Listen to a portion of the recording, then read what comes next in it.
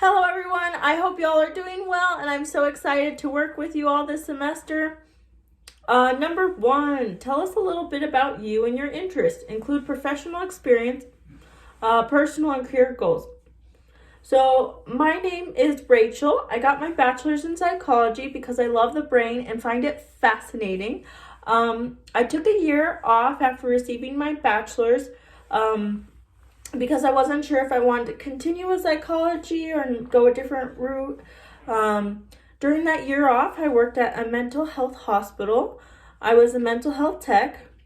I worked with a lot of preteens and teenagers there, and I absolutely loved working with them. And sometimes we would get patients that had disabilities, and I absolutely loved working with them. I mean, I loved working with all the patients. They're all great.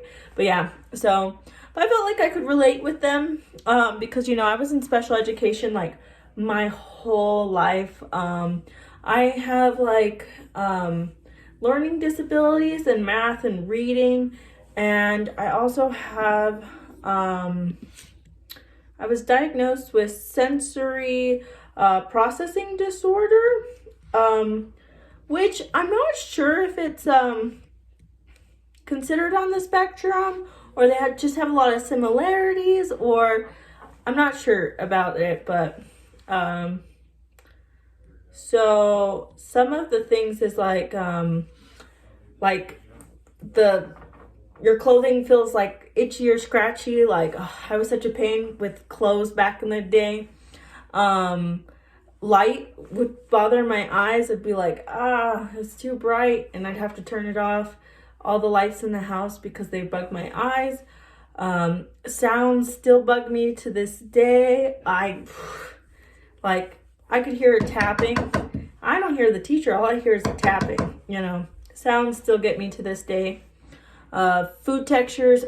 Terrible food textures. Terrible still. Very picky eater still. What else? I did have a lot of behavioral problems as a child. My mom was like, ooh. I didn't get good until maybe almost high school, and then she's like, okay, but I was a handful. What's it called? I didn't pick up social cues, sarcasm. Always went over my head. I'm better with it now. I didn't recognize personal space. I was always in people's bubbles because I was just drawn to them. Yeah, what else? And yeah, I was very clumsy. That's another thing. Your coordination's not the best with it. So yeah, that's just a little bit about sensory processing disorder. I'm not sure because I thought it was on the spectrum, but then I don't know if it is or not. But anyway, so yeah, I have that. And so I was in special education my whole life. Sorry, I kind of derailed. So I went home that, one night after working one of my shifts, and I was talking to my roommate at the time, who's one of my best friends. I said, I think I want to get my master's in special education. And she said, go for it. And so I'm in my second year getting my master's in special education. So yeah, at NMSU, and I love it. I feel like I received a lot of great opportunities and have learned a great deal from professors at NMSU. So yay! So I'm not sure what grade level I want to work with yet. I'm kind of up in the air about it. I'd love to work with the little ones and help them get a good foundation down and prepare them to move up in their education. But I'd also love to work with the older students to help them with transitioning into life after high school. So I'm really not sure yet, but I start practicum this semester, and I'm super excited. I'm working with K through second. So yeah. What do I hope to gain from this course? Well, I love learning about autism. I find it interesting, and I hope to learn skills and ideas on how to help my future students that have autism. Also, I'm trying to get the autism certification. Working on it, but we'll see. I don't know. All right, number 3. List the top 5 most important competencies you believe teachers should possess to successfully work with children with ASD in the classroom. Number 1, need to be adaptable. Every student with autism is different. It's a spectrum. So what worked for one student will probably not work for another student. So it's important for the teacher to adapt and with students and be flexible and, because you don't know what you're going to get. Number 2, I would say needs to be patient. Teachers need to be patient and understanding because, students with autism can get overstimulated easily, or they, may not know, that's my cat, sorry. They may not know how to communicate what they want, or, they might get upset because the schedule changed. So it's important for teachers just not to lose their cool because if they do, the student may feel more stressed and, it just might escalate and not be great. So I would say patience. Number 3, being kind. Being kind will help students to relax and feel more welcomed in the classroom. It also helps to teach the student the importance of kindness. They may try to model the behavior of the teacher. That's why the teacher should model kindness, because maybe they'll pick up on that and, respect others and be kind to them. Goes to number 4. Be respectful. Everyone wants to feel respected. So it's important to treat students with respect,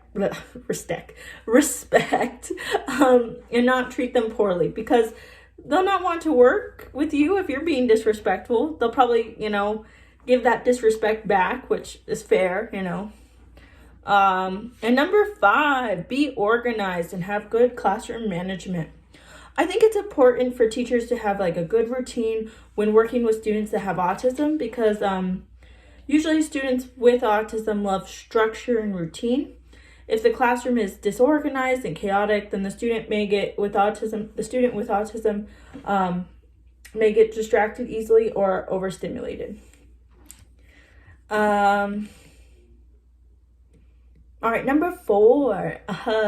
List the top 5 challenges you believe teachers face when working with children with ASD in the classroom, and topics you would like to see addressed in this course to help prepare you for working with children with autism.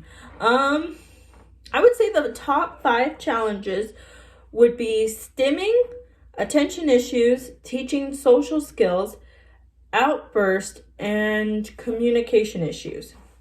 So in this class, I would love to learn how to teach social skills more. I would also love to learn different ways in helping students communicate and deal with their emotions. I'd also love to help students stop or reduce bad stimming, like head banging or hair pulling, etc. I'd also love to learn more ways to help keep my students' attention. Number 5. What else would you like to share about yourself? I love to paint and do art. I love crafts. I think I got that from my mom, always doing crafts. I love to read. I have a huge pile of books I want to read one day after, I graduate and stuff. I have a cat named Cupcake that you probably saw in the video. She passed by. She loves to join on my videos, so you'll probably see her again. I also have a dog named Rascal, and she's so cute. They're both adorable. My babies. They follow me around. I call them my shadows.